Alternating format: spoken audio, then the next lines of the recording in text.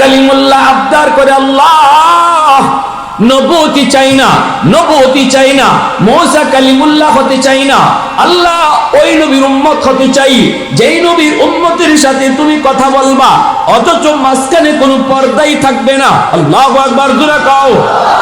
আল্লাহ কয় না রে মুসা, হবে না, কোনো আবদারি হবে না, তুমি এই উম্মত তোমারও দেওয়া যাবে না, আবার তোমাকেও এই নবীর উম্মত বানানো যাবে না।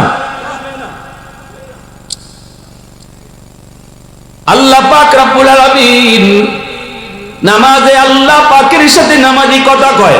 নবীজি মেরাজে গেলেন, আল্লাহর সাথে কথা বললেন। রজব মাস 26 তারিখ দিবাগত রাত আমার নবী মেরাজে গেলেন, আল্লাহর সাথে কথা হলো। নবী ডাক দিয়া কয়, মালিক আমি তো তোমার সাথে কথা বললাম, তোমার সাথে মেরাজ হলো, কিন্তু আমার উম্মত কেমনে মেরাজ করব, উম্মত কেমন করে তোমার সাথে কথা বলবো গো মালিক? আল্লাহ পাক কয়, বন্ধু আমি জানি মেরাজে আইসাও তুমি উম্মতের কথা ভুলবে না, আমি জানি জানি বন্ধু উম্মতের কথা আমি আল্লাহর কাছে আইসাও তুমি ভুলবে না। অথচ এমন একটা আনন্দের মুহূর্তে মানুষ নিজের চিন্তাই করে, অন্যের চিন্তা করে না, কিন্তু আমি জানি বন্ধু তুমি উম্মতের কত পাগল।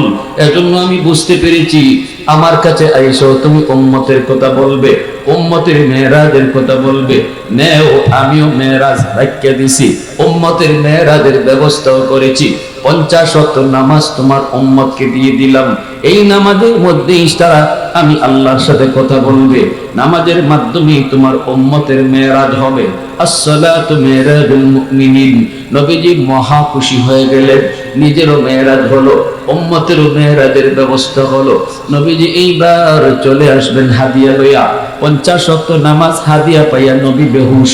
এবার নবীজি চলে আসতেছেন, কিন্তু আল্লাহ পাকের মন মানে না, মন মানে না, মন মানে না।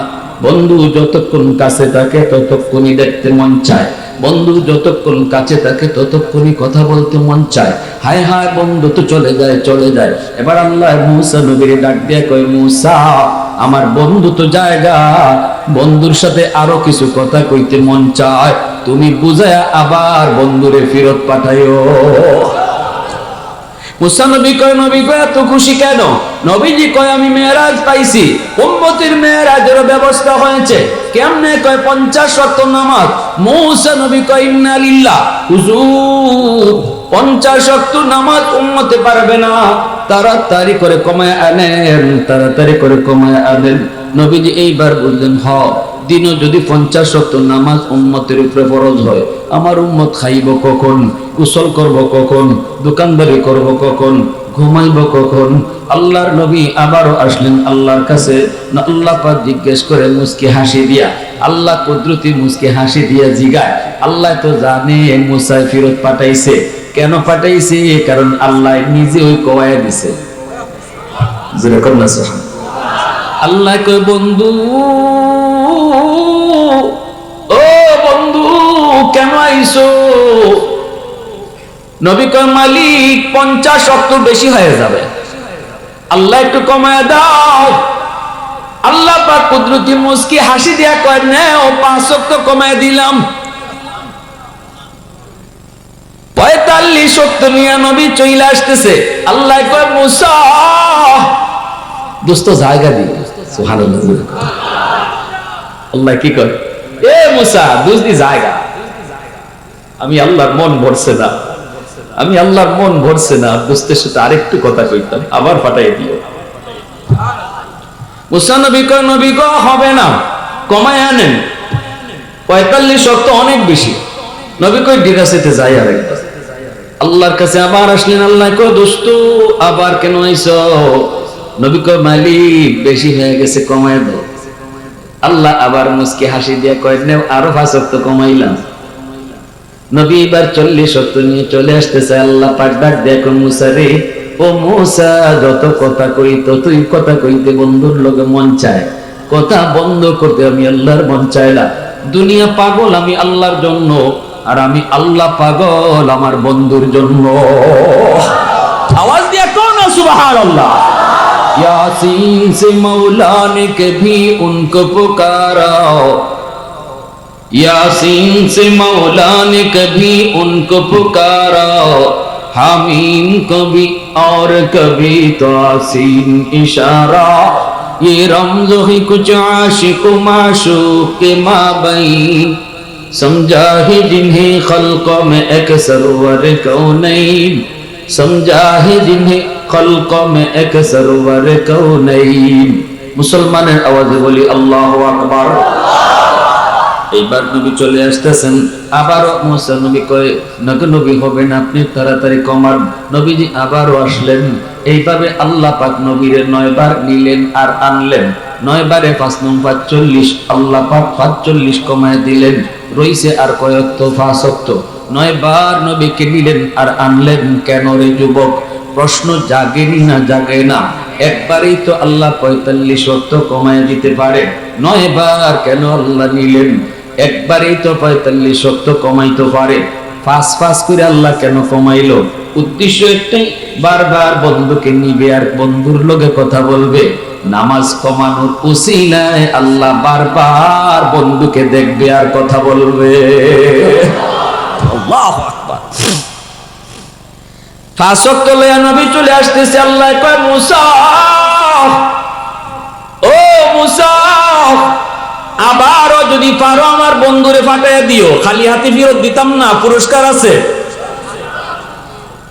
মুসা নবী কয় নবী গো কয় ওয়াক্ত রইছে? কয় 5 ওয়াক্ত। মুসা নবী কয় হবে না, আমার উম্মত 2 ওয়াক্তও পারছে না। আপনার উম্মত আখিরি জমানার উম্মত, হায়াত তাদের কম, সময়ের বরকত তাদের কম, 5 ওয়াক্ত কঠিন হবে, যান আরো কমায় আনেন। নবী কয় আমি আর পারতাম না। কেন? কয় যতবার গেছি ততবারই আল্লাহ 5 করে আল্লাহ কমাইছে, এখন রইছে মাত্র 5 ওয়াক্ত। এখন যদি আমি আবার যাই কই আল্লাহ কমাও, আগের নমুনায় যদি আল্লাহ 5 করে কমাইলাই তাহলে তো আমি খালি বাসুন। হ্যাঁ, আগের ঠেলায় যদি আল্লাহ 5ই কমায় তাইলে আমার তাকে নিবে কোনটা? তাকে আমি আর যেতাম না। ভাই ভাই আমার আর ফাটাইয়েন না, যা হইছে আমি আর যেতাম না, ফাঁস দিয়ে যাইব। মুসা নবী আসে কয় জান, আমি নিজের থেকে কইতেছি না, তো উপর থেকে আমার ইশারা দেওয়া হয়েছে। সুবহানাল্লাহ, ইশারা আইছে, খালি আল্লাহ ফেরত দিত না, জান আপনি। তবে একটা বুদ্ধি শিখায় দেই, এবার যখন আপনি যাবেন, গেলে পরে যখন আল্লাহ কইব বন্ধু কেন আইছো, তখন আপনি কইেন মালিক 9 বার আইছি, 9 বার কইছি কেন আইছি। এখন আমি কইতাম না কেন আইছি, তুমি কও কেন আইছি। কথাটা বুঝছেন নি আপনারা? আমার কথার ধরন বুঝছেন নি? 9 বার আইছি আমি, 9 বার কইছি কেন আইছি। এখন আমি কইতাম না, তুমি কও কেন আইছি, কারণ তুমি তো অন্তর্যামী খোদা। অন্তরের খবর জানে কে? আরো জোরে কোন জানে কে? দয়াল বাবা। ওগুলো কি মাতে না, রুগী আছে নাকি? দয়াল বাবা, কিবলা বাবা, খাজা বাবা, জটাশা, ল্যাংটাশা, কোন বাবাই মনের খবর জানে না। মনের খবর জানে শুধুমাত্র আল্লাহু আলিমুম বিযাতিস সুদূর। অন্তরের খবর জানেন কে? আরো ধরে বলেন কে? এজন্যই আল্লাহ পাক রব্বুল আলামিন কয় বন্ধু কেন আইছো? মুসা নবী তো নবীর শিখাইয়া দিছে। নবী কয় আমি কইতাম না কেন আইছি, তুমি কও কেন আইছি। 9 বার আইছে, আমি তো কইছি। আল্লাহ পাক কয় বন্ধু, বন্ধু যাও বন্ধু, 5 ওয়াক্ত উম্মতের জন্য বেশি কষ্ট হবে না। আমি আল্লাহ বললাম উম্মতের জন্য বেশি কষ্ট হবে না। তবে আসছো যখন সুসংবাদ শোনো, অতীতের কোন উম্মতকে মসজিদের মিনার থেকে নামাজের জন্য ডাকা হয় নাই, কিন্তু আমি আল্লাহ তোমাকে জানাই দিতেছি দোস্ত, মসজিদের মিনার থেকে দিনও 5 বার, 5 ওয়াক্ত নামাজের জন্য 5 বার আমি আল্লাহ ডাইকা ডাইকা তোমার উম্মতকে নামাজ পড়ায় নিমু। ও দোস্ত টেনশন করো না, মসজিদের মিনার থেকে মুয়াজ্জিন ডাকে না, যুবক তোমাকে মুয়াজ্জিন ডাকে না রে, ডাকেন আমার আল্লাহ। আল্লাহু আকবার, আল্লাহু আকবার, আল্লাহু আকবার। আল্লাহ বড়, আল্লাহ বড়। মুয়াজ্জিন তোমারে ডাকে না, এই আলানটা মুয়াজ্জিন তোমারে দেয় না, ডাকতেছেন আমার আল্লাহ। আল্লাহ ডাইকা কয়, যুবক এদিকে আয়, এ গোলাম এদিকে আয়। তোর দোকান বড় নয়, আমি আল্লাহ বড়। তোর ঘুমটা বড় নয়, আমি আল্লাহ বড়। বন্ধু তোর বড় নয়, আমি আল্লাহ বড়। আল্লাহু আকবার জোরে কও। বন্ধুরে ছেড়ে দে, এখন আর বন্ধুর সময় দিবি না, এখন আমি আল্লাহর সময় দে। আয় আয় মসজিদে আয়, আমি আল্লাহ তোরে ডাকতেছি। আল্লাহ পাক কই, দোস্ত টেনশন করো না, টেনশন করো না, তোমার উম্মতকে আমি আল্লাহ ডাইকা ডাইকা নামাজ পড়ায় দিব। আল্লাহু আকবার। আর জানাই দিও 5 ওয়াক্ত নামাজ যারা পড়বো 50 ওয়াক্তের সওয়াব আমি দান করব। গোলামি করব কার? সাজদা দিব কার কাছে? সন্তান চাইব কার কাছে? ধন দৌলত চাইব কার কাছে? আলহামদুলিল্লাহ কদ্দারা খাইরাম ওয়া কাবালা, আলহামদুলিল্লাহ কদ্দারা খাইরাম ওয়া কাবালা, ওয়া শুকরু লিমান সাওয়ারা হুসনাও ওয়া জামালা, ফরদুন সামাদুন আন সিফাতিন খালক বারিউন, রব্বুন আযালিয়্যুন খালাকাল খালকা কামালা, লা জিদ্দা ওয়ালা নিদ্দা ওয়ালা হাদ্দা লিমাওলা, লা জিদ্দা ওয়ালা নিদ্দা ওয়ালা হাদ্দা লিমাওলা, আল আনা কামা কানা ওয়া লাম ইয়ালকা যাওয়ালা, আল আনা কামা কানা ওয়া লাম ইয়ালকা যাওয়ালা। আবারও মহব্বতের সাথে বলেন আল্লাহু আকবার। এজন্য আমার ভাইরা বন্ধুরা বলতেছিলাম, কপাল পাইছি অনেক বড়, কিন্তু সবার কপালের সব সয় না। এই যুবক তুমি যখন মসজিদের দিকে আসো না, তখন আল্লাহ পাকের কুদরতি কলিজায় বড় ব্যথা লাগে। আল্লাহকে, বান্দা আমি তোরে ডাকলাম, কিন্তু তুই আমার ডাকে আসলি না। কেন আসলি না? তুই বন্ধুর সাথে যখন মসজিদের পার দিয়ে চলে যাইতি, আমি তোরে পিছন থেকে ডাকতাম, ইয়া আইয়ুহাল ইনসান মা গররাকা বিরব্বিকাল কারীম। এ বান্দা তোরে কে ভুলায় দিল? কে আমি আল্লাহ থেকে তোরে ভুলায় দিল? আমি না তোর সবকিছু ছিলাম? মায়ের পেটে থাকতে তোর বন্ধু কাছে ছিল না, আমি আল্লাহ তোর কাছে ছিলাম। মার পেট থেকে দুনিয়া আসলি, আসার আগে আমি তোর মায়ের বুকে তোর খাওয়ান পাঠায় দিছি। এই বান্দা শুন, তোর মুখে দাঁত ছিল না, আমি তোরে দাঁত দিলাম। শক্তি ছিল না কামড় দেওয়ার, শক্তি দিলাম। হাত ছিল ধরার ক্ষমতা ছিল না, শক্তি দিলাম। পা ছিল হাঁটার ক্ষমতা ছিল না, আমি তার হাঁটার ক্ষমতা দিলাম। যখন যে টাইমে যা দেওয়া দরকার আমি তোরে দিলাম, আমি তোরে দিলাম। ওই সময় কেউ তোর পাশে ছিল না। আজকে যেই মানুষগুলির কারণে তুই আমি আল্লাহকে ভুলে গেছো, ওই মানুষগুলি কেউ তোর পাশে ওই দিন ছিল না। আমি আল্লাহ ছিলাম যেদিন তোর কেউ ছিল না, ওই দিন ছিলাম আমি। এখন তোর সব হয়ে গেছে, পর হয়ে গেছে আমি আল্লাহ। এখন তোর সব হয়েছে, পর হয়ে গেছে আমি। এজন্য আমার ভাইরা বন্ধুরা, আমার নবী রহমতের নবীকে আল্লাহ এত সম্মান, এত ইজ্জত দিছে।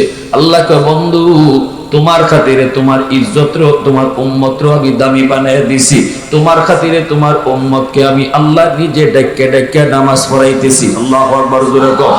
মুসা নবীর উম্মত আল্লাহ নিজে ডাকে নাই, কোন নবীর উম্মত কি ডাকে নাই? যুবক তোমারে মসজিদের মিনার থেকে আল্লাহ নিজে ডাকতেছে।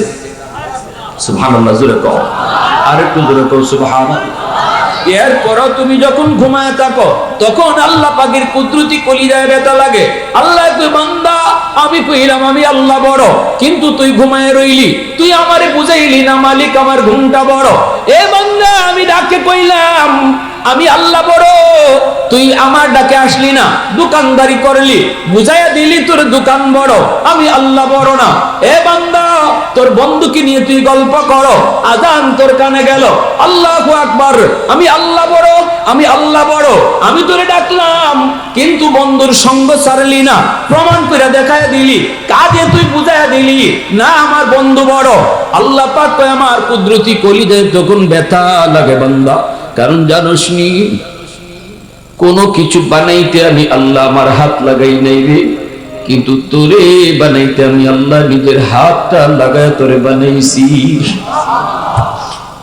আসমান আল্লাহ বানাইছেন কুন ফায়াকুন বইলা, জমিন আল্লাহ বানাইছেন কুন ফায়াকুন বইলা, ফেরেশতা আল্লাহ বানাইছেন কুন ফায়াকুন বইলা, জান্নাত জাহান্নাম আল্লাহ বানাইছেন কুন ফায়াকুন বইলা। কিন্তু আমারে আপনারে আল্লাহ পাক কুন ফায়াকুন বলে বানায় নাই। আল্লাহ কয় মানুষ বানাইতে আমি খালাকতু বিয়াদাইয়া, এই মানুষকে আমি আমার নিজের হাত দিয়ে বানাইছি। কারণ এই চেহারার মধ্যে এত দামি কপাল, এই কপালটা আমি আল্লাহ বানাইছি আমার সাজদার জন্য, এই কপালটা আমি আমার সাজদার জন্য বানাইছি। বান্দা একটু বিশ্বাস কর, এই কপাল দিয়ে মাজারে সাজদার জন্য তোর কপাল বানাই নেই। দয়াল বাবা কিবলা বাবার দরবারে গিয়া সাজদা দেওয়ার জন্য কপাল বানাই নাই, কপাল বানাইছি আমি আল্লাহর কদমে সাজদা দেওয়ার জন্য।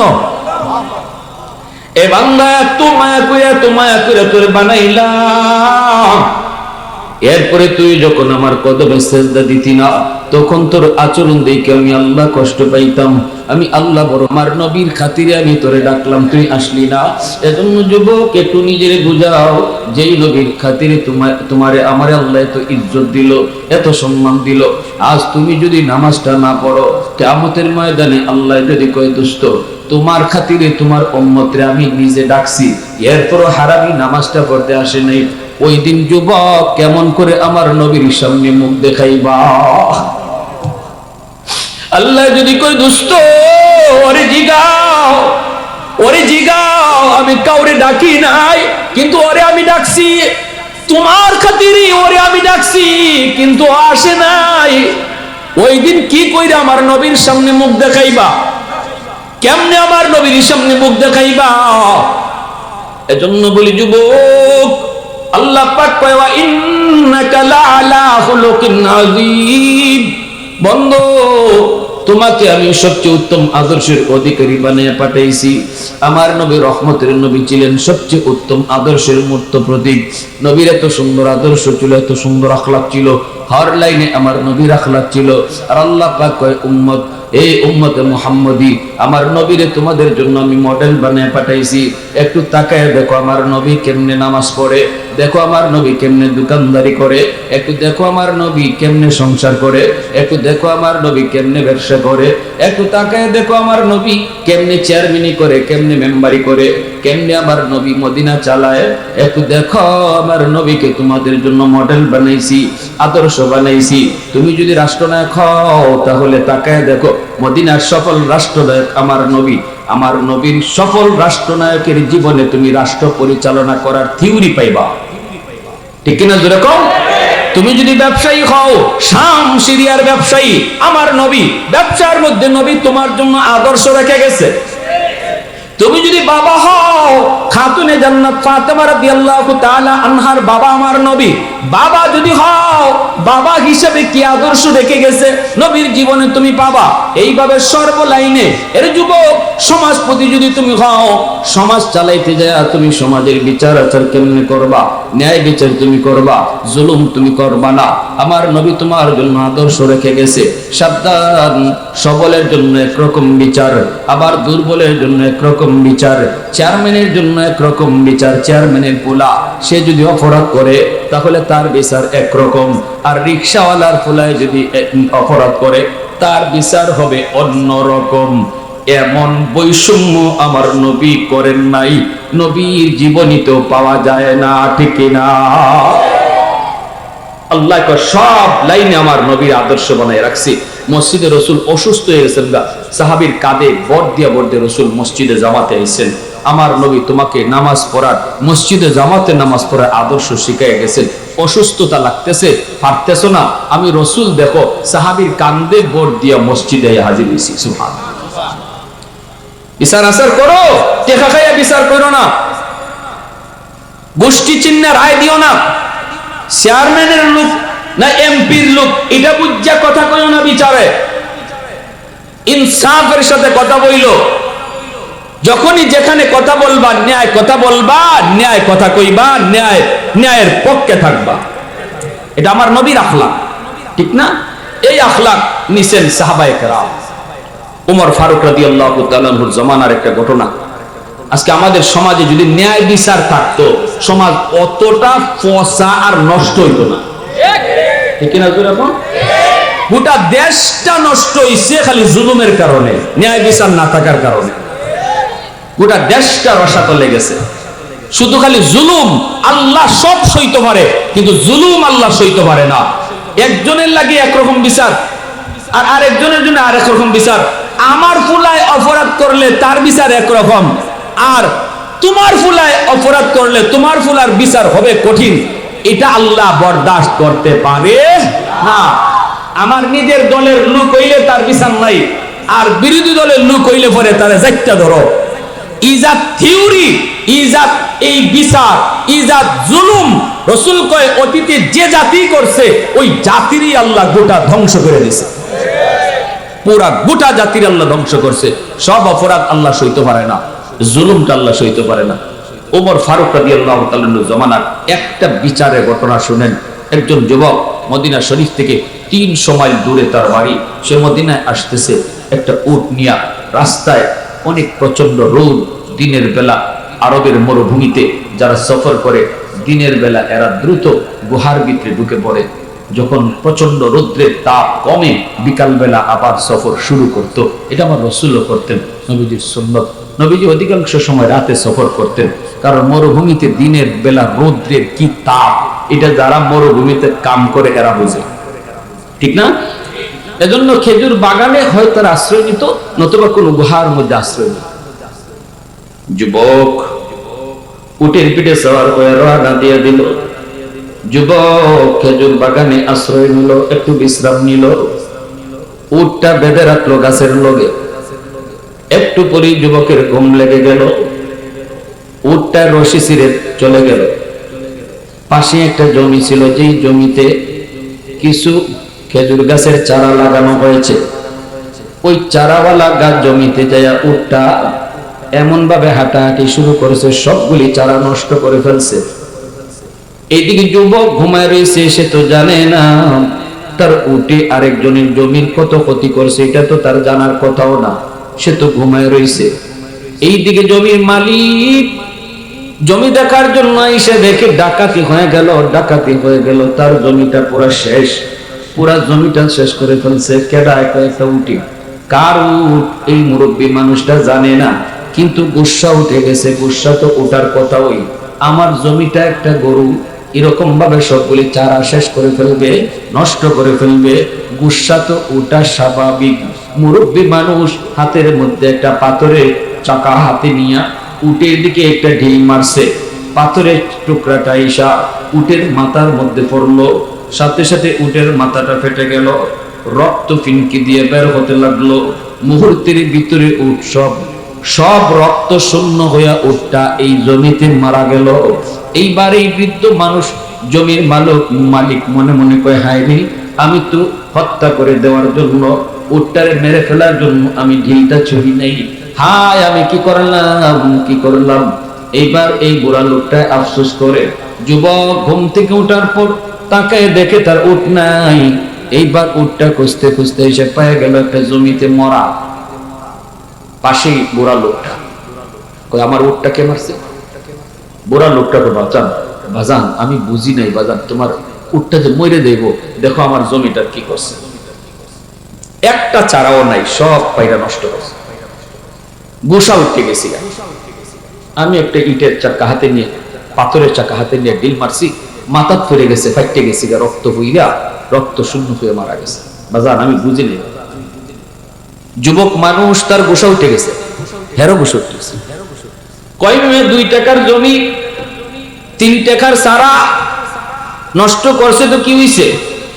আমার উটটারে তুমি হত্যা করে ফেলছো, উটটারে মেরে ফেলছো। এখন আমি মদিনা যামু কি কইরা, বাড়ি বা যামু কি কইরা? এই কথা কইয়ে যুবক এই বুড়া মানুষটার একটা ঘুষি মারলো। এই ঘুষিটা মারতেই বুড়া মানুষটা মাটিতে পড়ে গেল। আরবে তো আর মাটি নাই, সব খালি পাথর। ফরছে তো পিছন দিক দিয়ে পড়ছে, মাথাটা পড়ছে একটা পাথর। ফরা মাত্রই এই বুড়া মানুষটার মাথাটাও ফাইটে গেছে। রক্ত ফিনকি দিয়ে পড়া শুরু হয়েছে। অল্প সময়ের ভিতরে এই বুড়া মানুষটাও রক্ত শূন্য হয়ে মারা গেল। দুইটা, একদিকে জমিতে মইরা গেছে উট, আর জমির আইলো এবার মারা গেছে এই বুড়া মানুষটা, জমির মালিক। এবার যুবক মনে মনে কয়, হ্যাঁ এখন আমি কি করলাম, আমি তো আরো বড় অন্যায় করে ফেলেছি গো। হায় আমি অপরাধ কি করলাম, আমি তো খুনি, আমি তো মানুষ খুন করে ফেলেছি। আল্লাহর আদালতে আমার জানি কেমন বিচার হয়। আল্লাহ পাক রব্বুল আলামিন বলেছে, যারা মুমিন মুসলমানকে কেউ ইচ্ছাকৃত হত্যা করবে, আল্লাহ তার চিরস্থায়ী ডাইরেক্ট জাহান্নামে দিব, এবং আল্লাহ তার উপরে রাগান্বিত হইব, আল্লাহ তার উপরে লানত দিব, আল্লাহ তার কঠিন থেকে কঠিন শাস্তি দিব। 5টা শাস্তির কথা কইছে। কেউ যদি ইচ্ছা করে কেউ মারে, তখন এই খুন এত বড় খুন, যে খুনের শাস্তি হইল আল কাতলু বিল কাতল, খুনের শাস্তি হলো কতলের বদলা কতল। এই যুবক ভয় পাইতেছে, আল্লাহ তোমার আদালতে জানি আমার কি বিচার হয়। তবে আল্লাহ আমি তোমার আদালতে ডরাই, আমি দুনিয়ার আদালতের রায় মানিয়ে নিতে রাজি। আমি দৌড় দিতাম না, আমি বাগতামও না, আমি যাইতামও না। এই মরা মানুষটার খোঁজে তো তার কেউ না কেউ আসবে, আসলে পরে আমি নিজের ইচ্ছায় ধরা দিব, আর আমার খুনের বিচার মদিনায় উমরের আদালতে হবে। তবুও আল্লাহর আদালত থেকে বাঁচতে চাই। কি বুঝেন? এই ধরনের আল্লাহর ভয় যদি আমাদের সমাজে মানুষের থাকতো, তাহলে পুলিশ লাগতো নি। আর হ্যাঁ, পুলিশের কোনো কাম আছে? সিআইডি এখন তো কুত্তা লাগাইও বাইর করে দেয় না সবাই না। আর বুঝলাম না হগল মার্কা মারা আসামি হল আপনারা সিলেটাই মরে গেলেন। বাংলাদেশের মাঝে আর কোন জায়গা নাই, ওই টিলা গড় না বিলা কোনান্দে দিলে কোন টিলা আছে, কোনান্দে কোন গড় আছে, ওই শায়েখ আব্দুর রহমান হেওয়াই এই গানে মরছে, ঠিক না? বড় বড় যেগুলো আছে কিটা জানি, এখন আবার ওই কিছুদিন আগে শুনলাম আমাদের কি জানি আওয়ামী লীগ আমলের নাম কি স্বরাষ্ট্রমন্ত্রী না না কি আছিল, ওবায়দুল কাদের কোন মন্ত্রী আছে, ওবায়দুল কাদেরও বলে সিলেট হয়ে থাকছে। কি ভাই আপনাদের বাড়িঘর জঙ্গল না? হ্যাঁ, ও বাগার রাস্তাটা সোজা সিলেট থেকে। আমরা আল্লাহরে এমন ডরানি ডরাই, খালি বাগবার রাস্তা খুঁজি।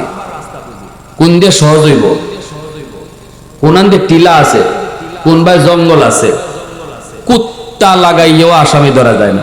আর নবীর যুগে যাদের অন্তর আল্লাহর ভয় আছিল, যুবকে কয় সুযোগ আছে আমার বাগবার। আরে ভাই এখনো তো পুলিশ আইছে না, এখনো তো যে লোকটার মারা গেছে তার কোনো আত্মীয় স্বজন আসছে না। যুবক যদি মনে করতো দৌড় মারছি তো মরে গেছে, কি করবো, যাই আমি এখান থেকে বাইক গেলি গা পরে লাশের নাই ভাইতো খুনি ভাইতো আর জোরে কন, তখন খালি কইতো আল্লাহ আমার আব্বারে কাটা মারছে। কিন্তু যুবকের দিলের ভিতরে আল্লাহর ভয়, দুনিয়ার আদালত থেকে আমি বাঁচতে পারলাম, আল্লাহর আদালত থেকে কেমনে বাঁচবো? ঠিক না? কেউ দেখে না, দেখেন কে? হযরত উমর রাখাল একটা যুবককে বলেছিলেন, যুবক এতগুলি ছাগল রাখালি তুমি করো, একটা ছাগল বিক্রি করে ফেলো, কিছু টাকা তুমি পাইবা। রাখালে কয়, মুসাফির তুমি কেডা চিনি না, তবে এই ছাগলের মালিক কিন্তু আমি না, আমি হলাম ছাগলের রাখাল। এই ছাগলগুলির মালিক আছে একজন। হযরত উমর নিজের পরিচয় না দিয়ে বলতেছে, একটা ছাগল যদি বিক্রি করো তোমার মালিক টের পাবে না। যুবক কয়, না আমার মালিক টের পাইব। কেমনে টের পাইব?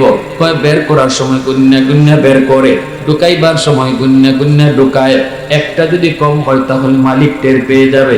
এই কথা বলতেই খলিফাতুল মুসলিমিন আমিরুল মুমিনিন ওমর ওই যুবককে তখন বলেন, যুবক একটা ছাগল যদি কম পায় তখন তুমি কি কইবা? শুনছো কি কইবা? কইবা কাদ আকাল্লাহু যিব, বাগে খাইলিছে।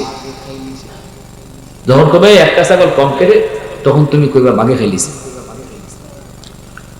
যুবক তখন বলে, মুসাফির কে তুমি চিনি না, আমি যদি আমার মালিককে এই কথা বলি তাহলে 100% মালিককে বিশ্বাস করব, কারণ আমি জীবনে কোনোদিন মিছা কথা কই নাই।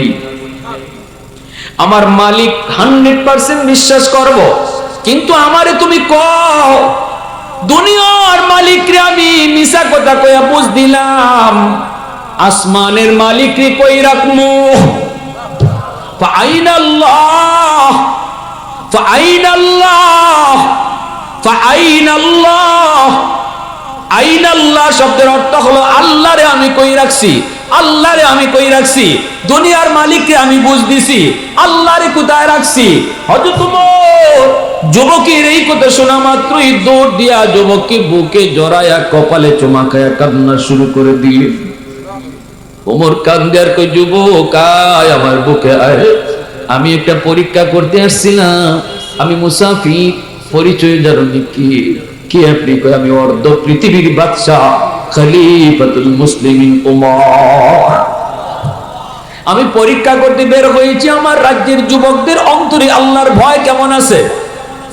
যেই যুবক যৌবনে আল্লাহর ভয় কলিদায় রাইকা ওলি হয়, যত ওলি আল্লাহর জমিনে হইছে সবাই ওলি হইছে যৌবন কালে।